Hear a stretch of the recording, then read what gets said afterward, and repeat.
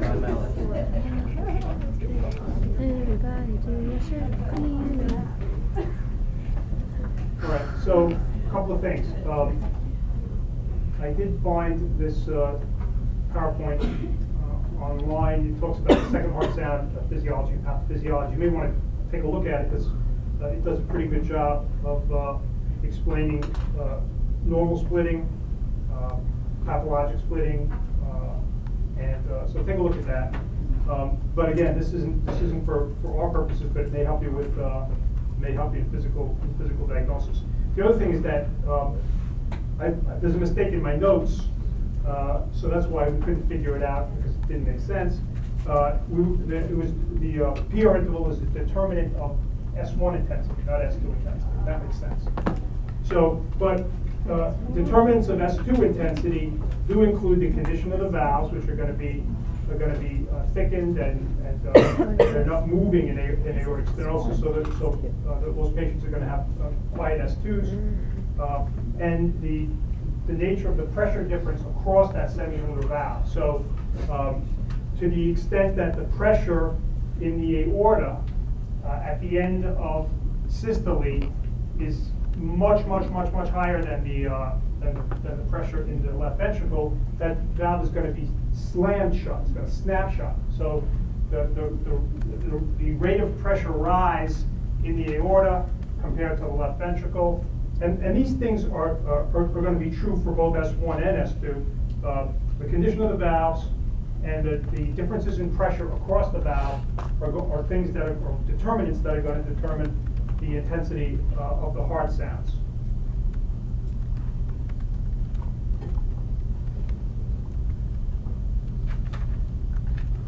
All right.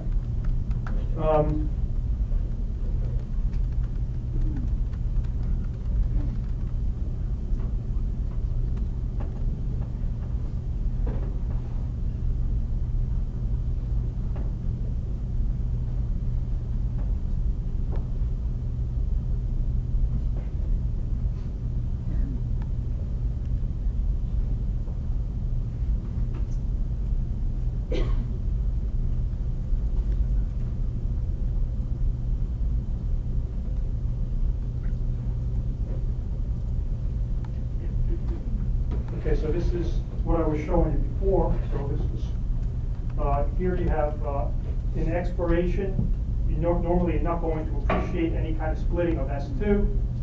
With inspiration, you can appreciate the splitting of S2 as P2 is delayed, and so you can achieve a separation between A2 and P2.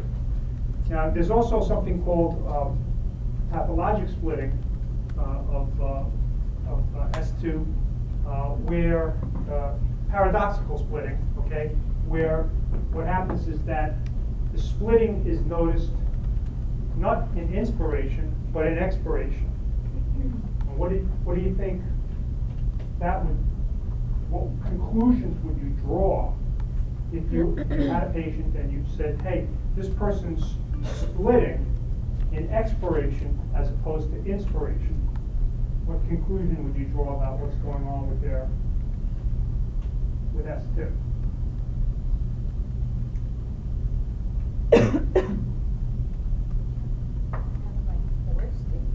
What's that? Like they're forcing to expire, where expiration is normally. Well, what conclusion would you draw about, let's say, the order of A2 and P2 in such a patient? If splitting is increasing in expiration and disappearing in inspiration, decreasing in inspiration. Yeah.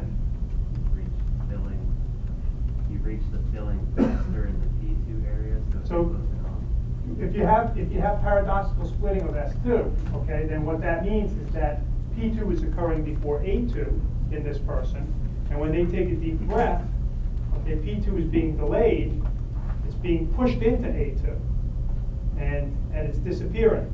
And then when they expire, as right ventricular volume decreases, P2 then is earlier again. See that? So patients that have paradoxical splitting of S2 have some condition that's causing P2 to precede A2. Okay, we'll talk about that later on. You can also have something called fixed splitting. They show it here.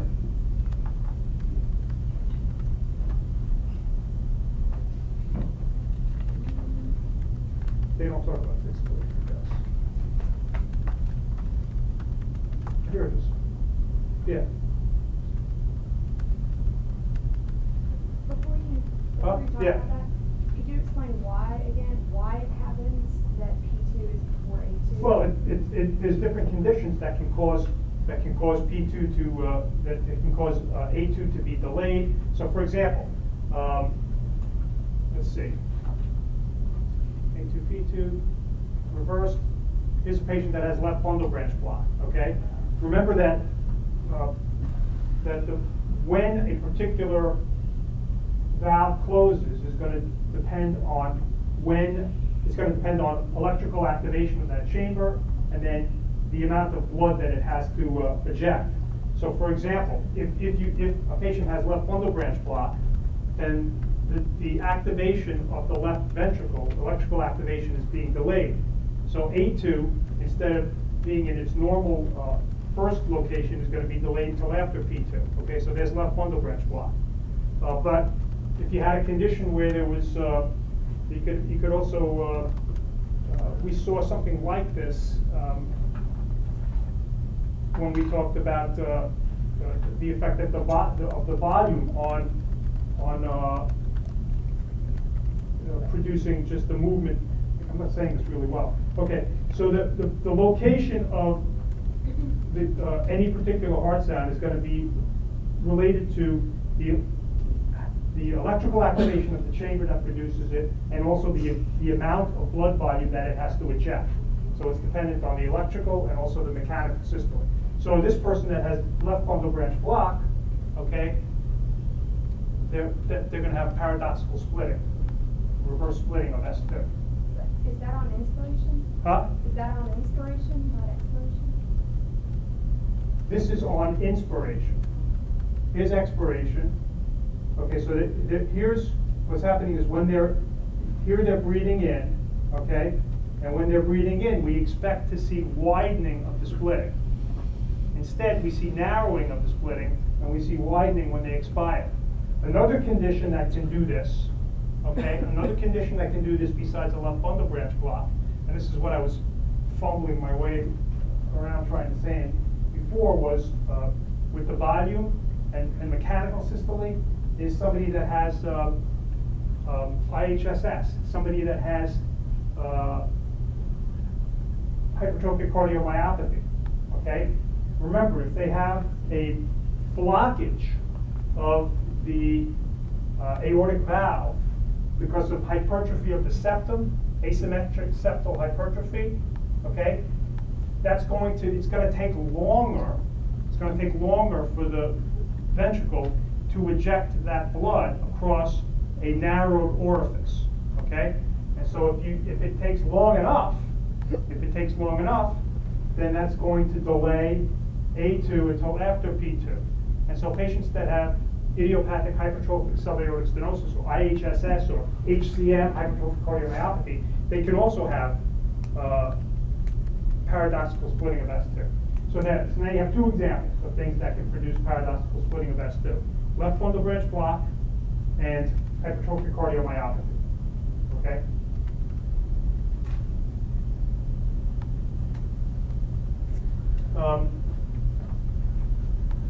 I'll put the slides into the because they have some good diagrams in there, so this will be helpful. This is the normal situation. This is the paradoxical situation. They describe two other situations. I wasn't going to talk about persistent, but since it's here, I'll talk about it. Again, what happens in right bundle branch block is that you have delay of right ventricular activation, electrical right ventricular activation. And since P2 normally follows A2, then what you see is an exacerbation of the normal pattern of splitting. But what they're pointing out is that in expiration, you don't see what you normally do, the two sounds approximate each other and almost become one, or become one. And so you'll see a distinct, you'll still be able to separate them, perceive them as being distinct, even during expiration, okay? Now contrast that with fixed splitting of the second heart sound. And with fixed splitting of the second heart sound, which you can see in atrial septal defect, okay, the splitting between A2 and P2 stays the same, whether it's inspiratory phase of respiration or expiratory phase of respiration, okay? And the reason why that happens, it's interesting. You think about where the blood, is coming from in patients, where it's coming from to fill the, let's see, yeah, okay. So let's think about it. If you have atrial septal defect, you have a defect in the septum between the left atrium and the right atrium. Okay, so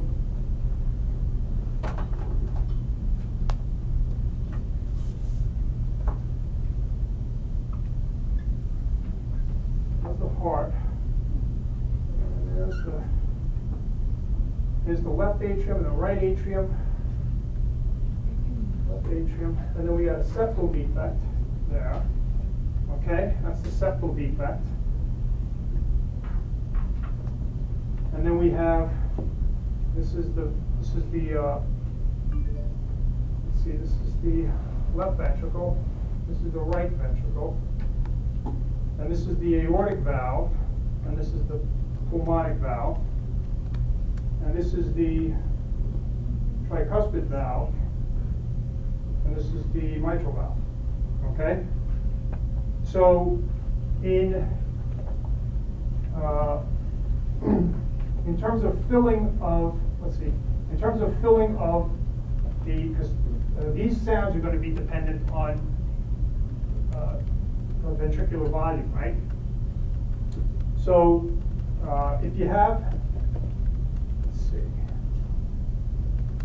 if you have somebody that has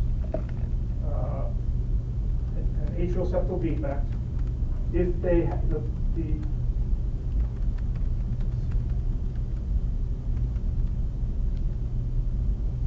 it's going to come from there.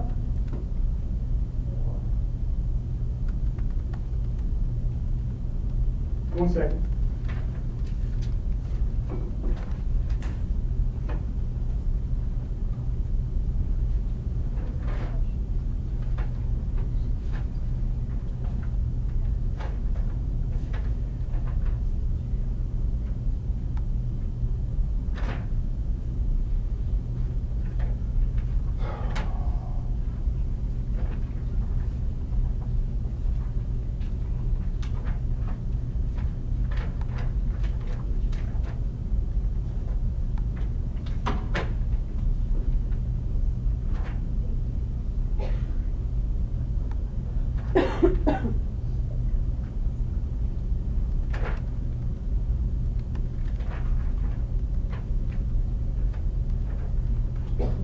Okay, so somebody that has atrial septal defect, okay, they have two ways for blood to get back to the right atrium, okay? One is from the systemic veins.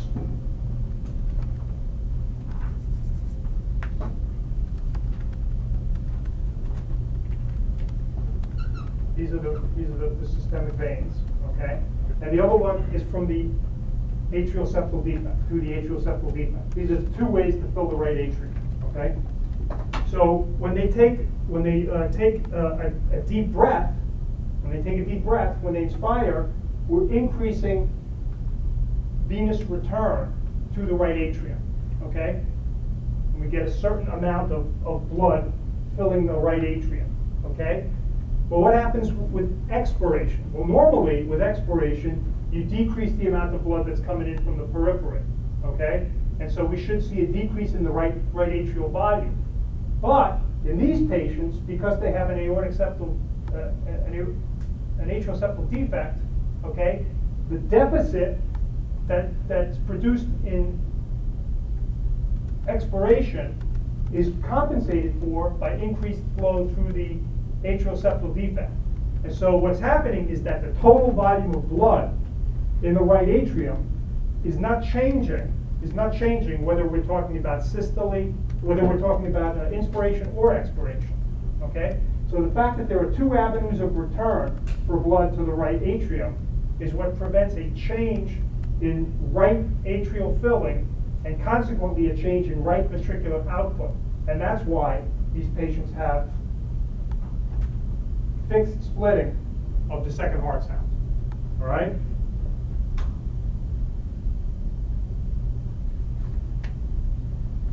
Is that's pretty clear? Okay. All right.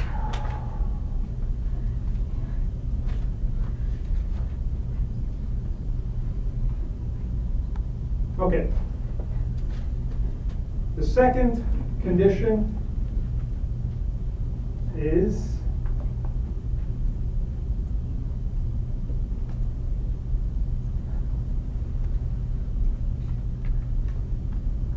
aortic regurgitation or aortic insufficiency.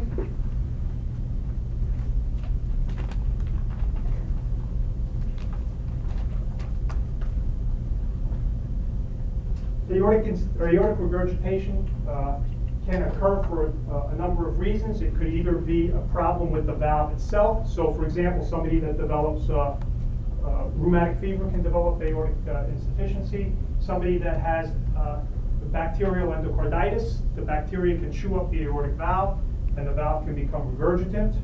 Okay, but people can also get aortic regurgitation if you dilate the root of the aorta. So if somebody develops a thoracic aortic aneurysm and the root of the aorta becomes dilated, then that stretches apart what would otherwise be normal valves, a normal aortic valve, the leaflets of the aortic valve. So that can produce aortic insufficiency.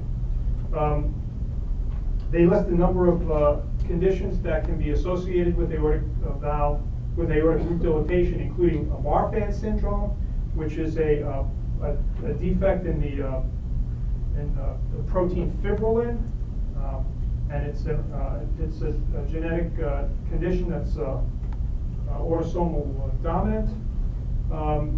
Also, there's Ehlers-Danlos syndrome, which is a defect in collagen.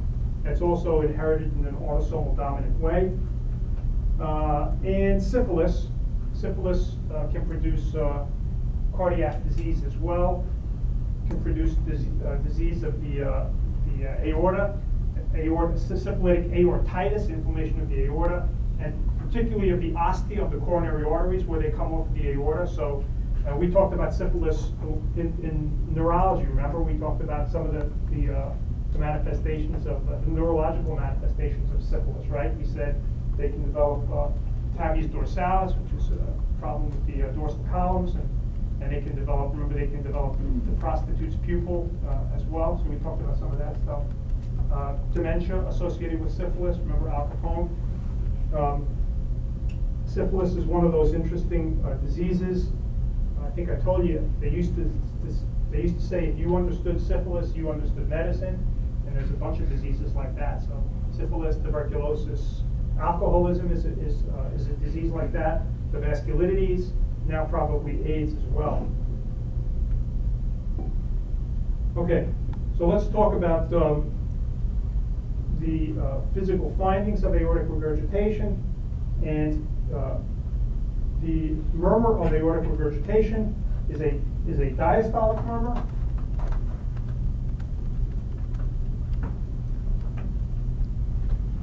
All right. So here you have, this is the diamond-shaped systolic murmur that we talked about for aortic stenosis. You can have both stenosis and regurgitation in the same patient. And here you have the diastolic murmur of aortic regurgitation. Okay, the murmur of aortic regurgitation is best heard along the left sternal border at Erb's point, and this is the murmur that you ask the patient to sit forward and lean forward and exhale. You want to listen to it in expiration.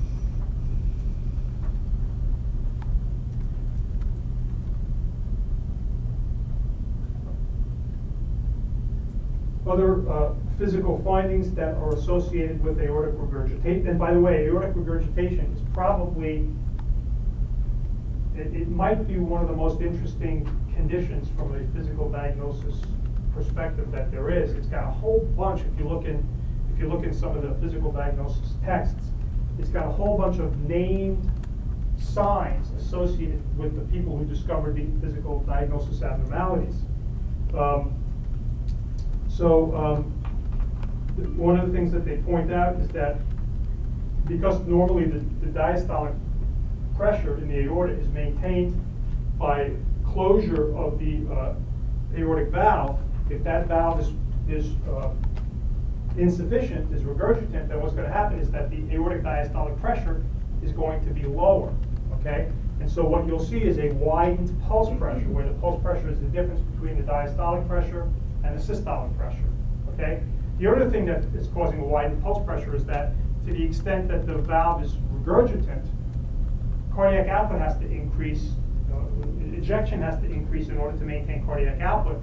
And so the systolic, and since that cardiac output is the chief determinant of the systolic pressure is going to be higher, diastolic pressure is going to be lower, and so the net effect of that is that the pulse pressure is going to be wider, okay? The pulse tends to be, we perceive that widening of the pulse pressure as a bounding pulse, okay? And then some of the other signs associated with that, they talk about the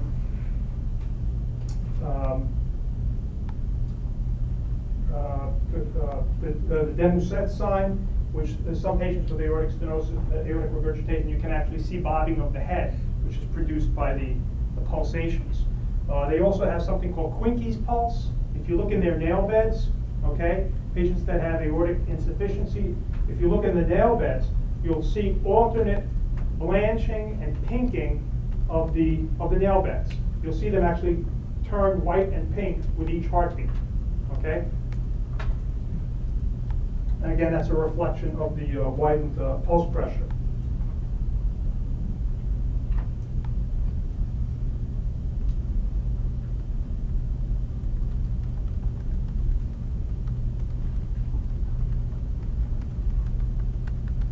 They say at the bottom of page 10, due to decreased forward flow and increased backup of flow in aortic regurgitation, heart failure symptoms can occur, including dyspnea on exertion. Of course, that's a relatively later thing. In the early stages, cardiac output is going to be, forward output will be maintained by increasing the volume of blood that's ejected, but at some point in time, those compensatory mechanisms are going to fail, and then there will be a fall in the cardiac output, fall in the ejection fraction, an increase in backwards failure, and you'll get congestive symptoms. Okay, just to review so that we're all on the same page. Aortic regurgitation, it puts what kind of load on what chamber? Okay, what on the left ventricle? Well, is it a volume or pressure load? I'm sorry? Is it a volume or a pressure load? It's a volume load. It's an increased volume load on the left ventricle. An increased volume load on the left ventricle. And aortic stenosis is an increased pressure load on the left ventricle, right? Increased pressure. So what you're going to see with the aortic regurgitation is you're going to tend to see chamber dilatation. With aortic stenosis, you're going to tend to see chamber hypertrophy.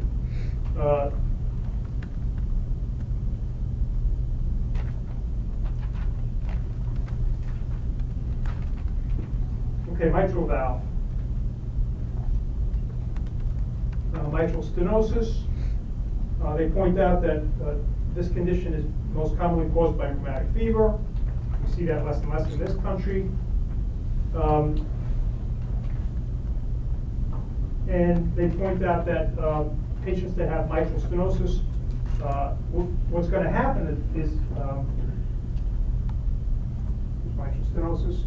So let's see. Here is the left ventricle. Okay, it's ejecting through the aortic valve into the aorta. Where's the mitral valve? All right, so here's the left atrium, and because you have a dilated, because you have a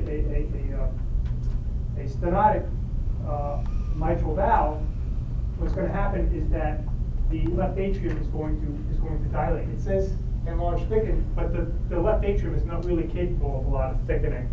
So it's going to be predominantly dilatation. And so as a result of that, you're going to get stretching of the electrical system, of the fibers. Patients are prone to the development of atrial fibrillation. And of course the pressure is going to be transmitted through the incompetent valve and through the left atrium back into the pulmonary vessels. And so patients can develop pulmonary hypertension, dyspnea, etc.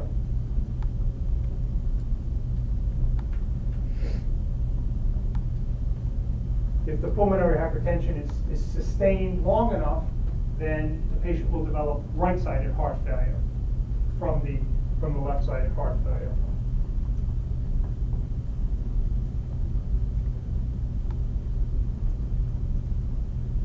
So the murmur of mitral stenosis is a diastolic murmur, just like aortic regurgitation, because the flow across the stenotic valve takes place during diastole, right?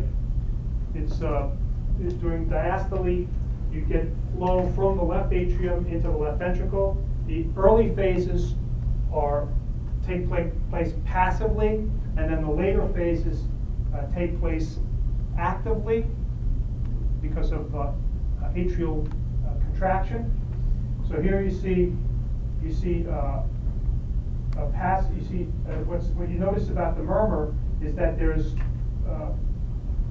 pre-systolic accentuation. Okay, so you see the murmur gets a little bit louder at the end because of probably because of atrial contraction. You probably wouldn't see that if the patient has already developed atrial fibrillation. Not everybody that has mitral stenosis has atrial fibrillation, okay? But they're at risk for the development of atrial fibrillation.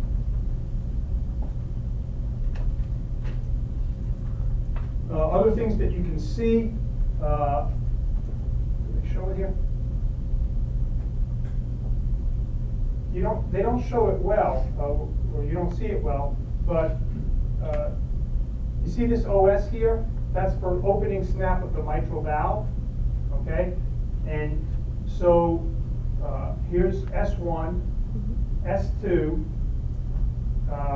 If there was an S4, it would be here, and S3 would be here, but in this patient what they're saying is that you can have an opening snap of the mitral valve. So the mitral valve can make a sound when it opens, if it's thickened, okay?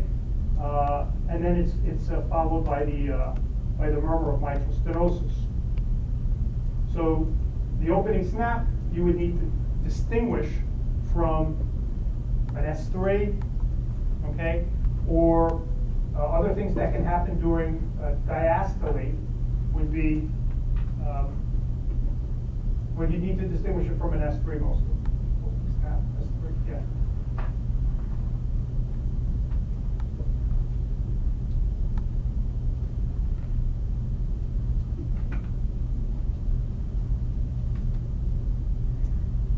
Let's see.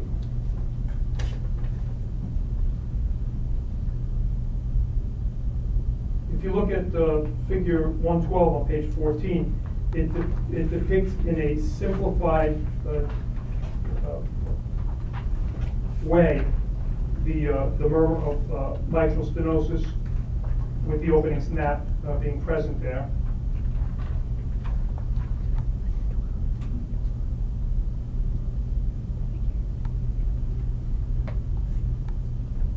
And they point out in your book that you can draw inferences about the severity of the mitral stenosis from the timing of the opening snap, So as the mitral stenosis becomes progressively more severe, the opening snap occurs earlier and earlier.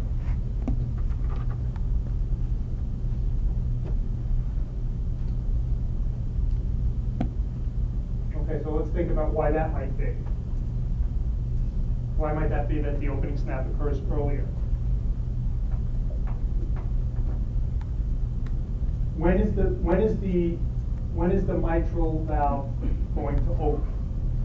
It's going to open when what? When the pressure in the left atrium exceeds the pressure in the left ventricle, right? So it's happening. So what's happening in the ventricle, right? The ventricle squeezes, it contracts, it ejects all of its blood, and then the aortic valve closes. The mitral valve is still closed, right? And the ventricle relaxes. You get isovolumic relaxation, okay? And when that pressure is exceeded by the left atrial pressure, then the mitral valve will open. So as mitral stenosis becomes more severe, the pressure behind this valve is going to go up. And so if that pressure is higher, all other things being equal, the valve's going to open earlier. Does that make sense?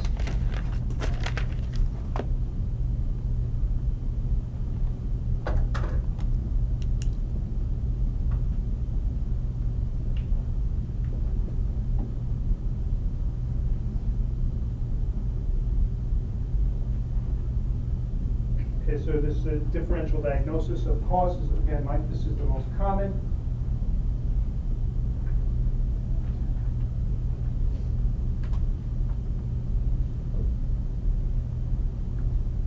Okay, the third condition is mitral regurgitation. By the way, I think the book discusses only it discusses chiefly the left-sided murmurs, and I think that's what we're going to do for the most part. But a lot of the things that are true about aortic stenosis are true of pulmonic stenosis. A lot of the things that are true about aortic regurgitation are true of pulmonic regurgitation, and so on. Okay, so mitral regurgitation. You see that the mitral regurgitation can develop either acutely or it can be a chronic condition. So this is something different than we've seen, than we saw with, actually we didn't talk about this with respect to aortic regurgitation, but you can see acute aortic regurgitation if somebody develops an aortic condition that results in rapid expansion of the aortic root. But this is more common. And you can see acute mitral regurgitation in people that have, for example, the chordae tendineae, which they run from the papillary muscles to the leaflets of the mitral valve. And so if they rupture, that can cause acute mitral regurgitation. Or if they develop papillary muscle rupture or ischemia, they can develop acute mitral regurgitation. Then you can develop chronic mitral regurgitation. And you can have that for a number of reasons. Again, you can have it from rheumatic heart disease, like we've seen with the other valvular diseases. You can develop infections of the mitral valve with bacteria. They can chew up the leaflets and cause regurgitation on that basis. And myocardial infarction can produce mitral regurgitation of chronic nature. What else? And if you have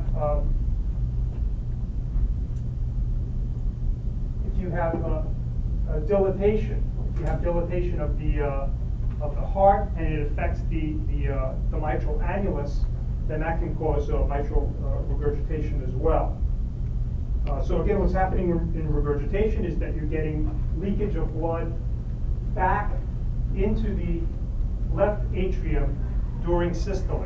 So during that time when normally the mitral valve is closed and the blood is being injected through the aortic valve, Instead, what's happening is that a certain fraction of the blood that the left ventricle is squeezing is going back into the left atrium. So this is, again, it's going to be a volume load on the left ventricle. We talked about that before. So that what you're going to see in compensation for that, and an attempt to compensate, is going to be left ventricular dilatation.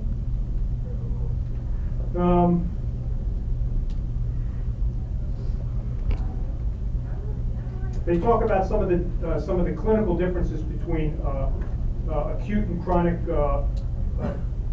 mitral regurgitation. They point out that in somebody who develops mitral regurgitation slowly over a period of time, the left atrium has some time to dilate, and so that can minimize the amount of cardiac output that's being sent back into the pulmonary vasculature. It can accommodate some of the backflow, whereas if the mitral regurgitation occurs acutely, then there's no compensatory dilatation of the left atrium, and so what you're going to see is an acute rise in the pressure in the pulmonary vasculature, and patients can develop congestive heart failure. So again, this thing here can be a complication of a myocardial infarction, and we'll talk about that later on. But one of the things that you'll have to think about sometimes is if you have somebody who has a myocardial infarction, okay, and they seem to be doing okay, and then all of a sudden all hell breaks loose, something goes wrong. The question is, what happened? What happened that made that happen? And the differential diagnosis, depending on, again, the clinical specifics, and we'll talk about that, may include the development of either papillary muscle ischemia or papillary muscle rupture. Okay, so we'll talk about that. Again, you can also see in somebody that has endocarditis. Let's say you have a patient that has endocarditis. Make the diagnosis, you put them on antibiotics, they're in the hospital, they seem to be doing well, and then all of a sudden something happens and they go downhill. What made them go downhill? Have they developed one of these complications related to a problem with, for example, the mitral valve leaflets?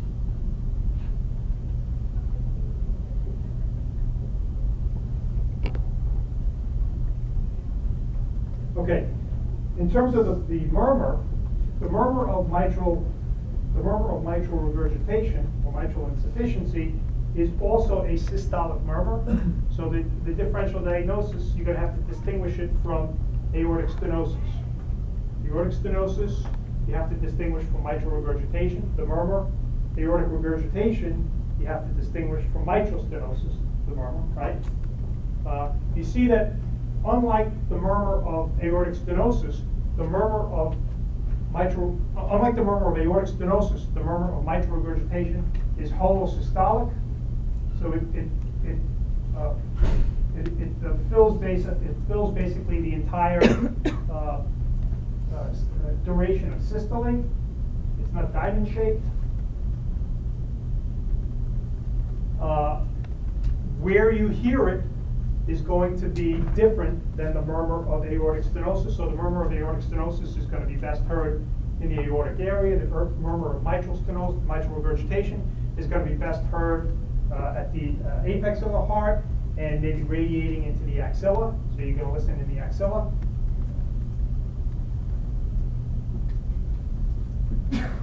Bless you.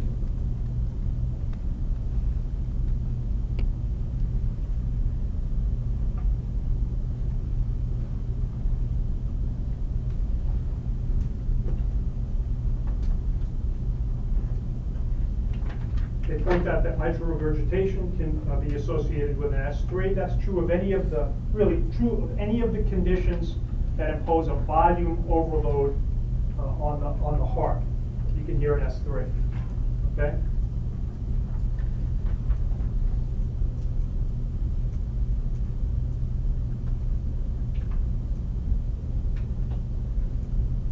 And just as patients with mitral stenosis are predisposed to the development of atrial fibrillation because of dilatation of the left atrium, so too patients with mitral insufficiency are predisposed to the development of atrial fibrillation due to distension, dilatation of the left atrium.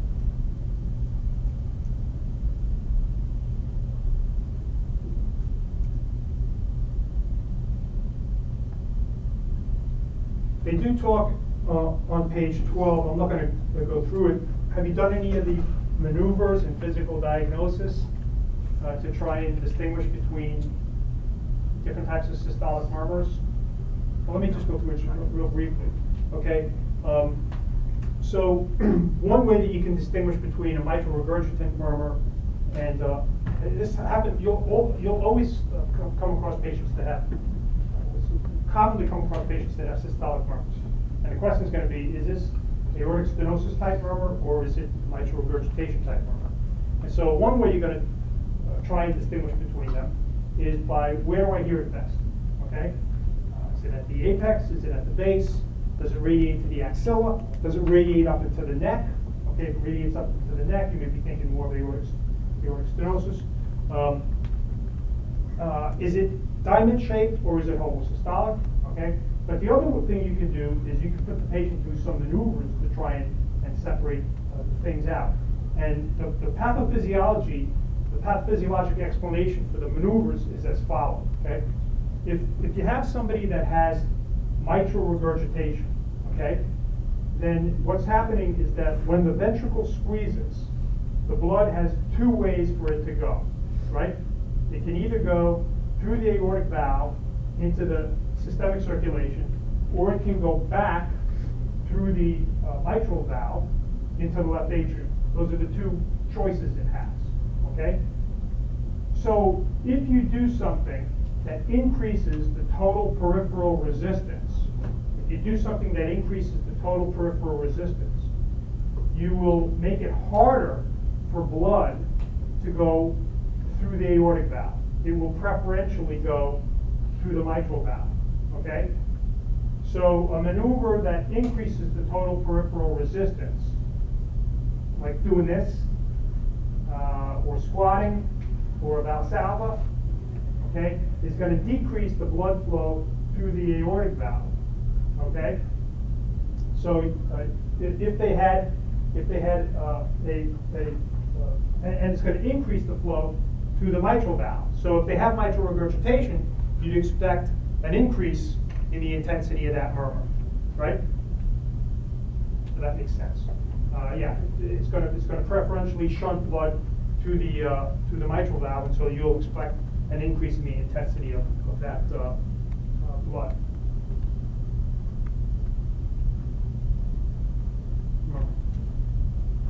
All right.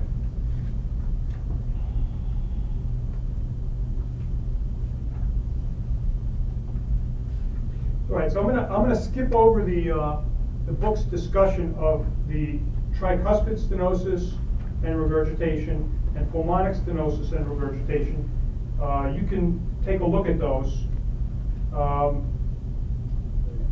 There's a lot of overlap between the murmurs on the left side and the murmurs on the right side, so I don't think it's worth spending a lot of time on. The only thing I'd point out is that with pulmonic regurgitation, the most common cause of pulmonic regurgitation is pulmonary hypertension.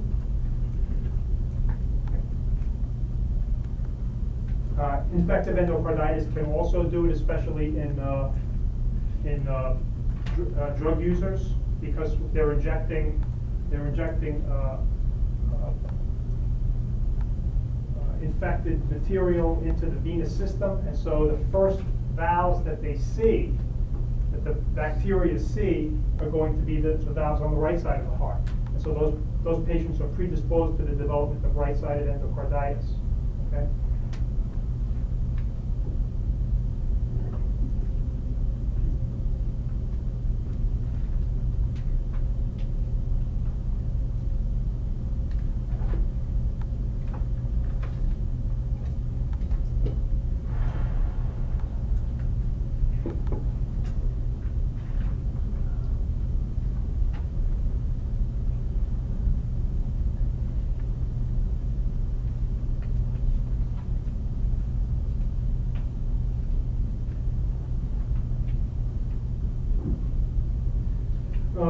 So the page 13 is basically just a summary of the valves. And you take a look at figure 111, which sort of puts all the valvular diseases side by side and compares them. Let me point out a couple of things about tricuspid and pulmonic valve disease, right-sided valvular heart disease. If the person has right-sided valvular heart disease and it's due to rheumatic fever, then they probably have coexisting left-sided valvular heart disease. So if somebody's got rheumatic heart disease and they have abnormalities on the right side of the heart, they're usually accompanied by disturbances in the valves on the left side of the heart. Mitral regurgitation, mitral disease, aortic disease.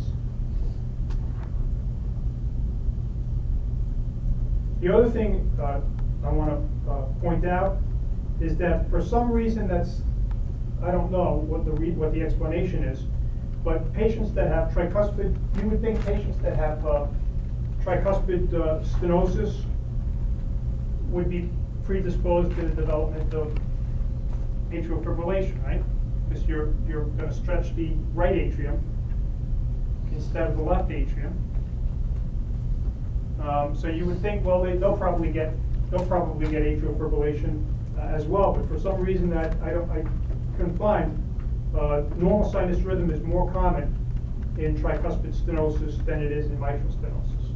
It's not that you don't see atrial fibrillation; it's that you don't see it as commonly as you do in the diseases of the mitral valve.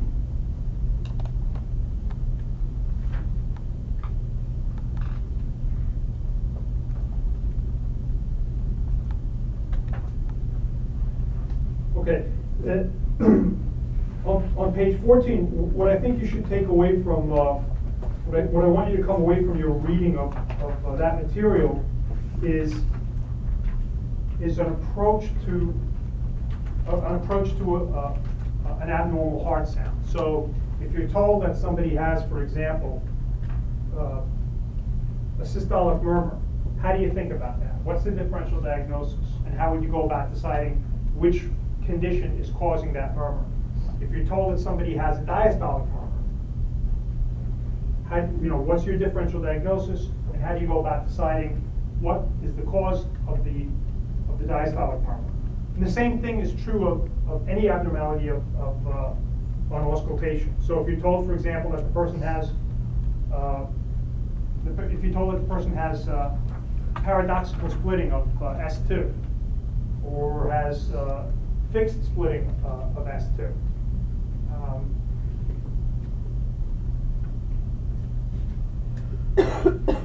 Okay, so let's just take 5 minutes. One of the students was kind enough to show me that I guess you guys have this available to you through the libraries. So if you go to, where is it? Got that. We went to, I guess it was the physician assistant site. Here, click on this, and then multimedia, heart sounds and murmurs.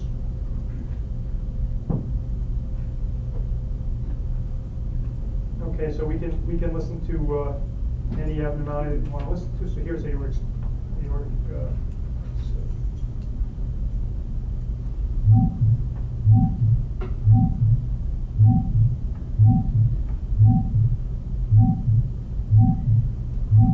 So you'll have to take some time with these. I won't give you any audio clips on the test, just so you know. What they're giving you is, besides the sound, they're giving you the phonocardiograph. So this is the visual depiction of what the sound looks like. So there's S1, there's S2, and then as you see the early diamond-shaped systolic murmur. Okay?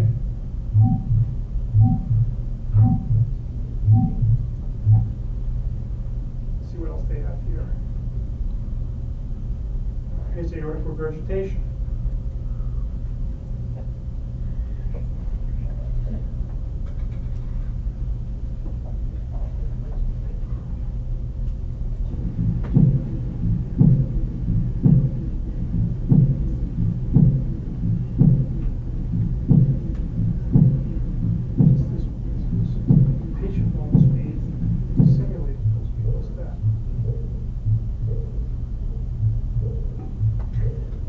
happening here again. You have S1, S2, and then you have diastole. And one of the things that you'll see when you listen to these is that you'll see that in order to hear it, okay, you have to listen first to S1, and then you listen to systole, then listen to S2, and then you listen to diastole. So every time you put the stethoscope down in a particular location, you're not listening just to everything and then moving on. No, you listen to S1, systole, S2, diastole, okay? And then ask yourself, right, this is you know, I'm in the aortic area. I expect S2 to be louder than S1 here. Is it? Yes, it is. Okay, now you move on. And you do that in each of the spaces, okay?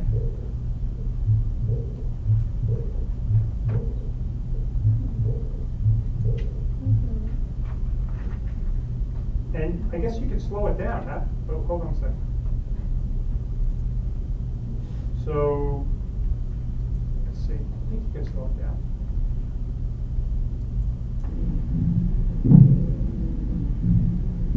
That's a good learning tool to slow it down so that you can then appreciate what's going on.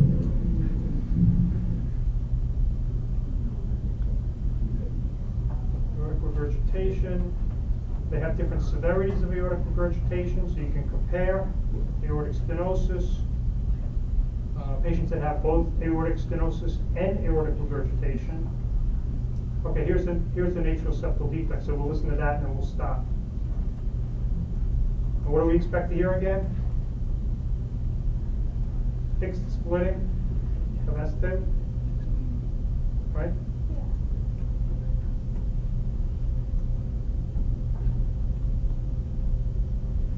Let's listen to it at half speed.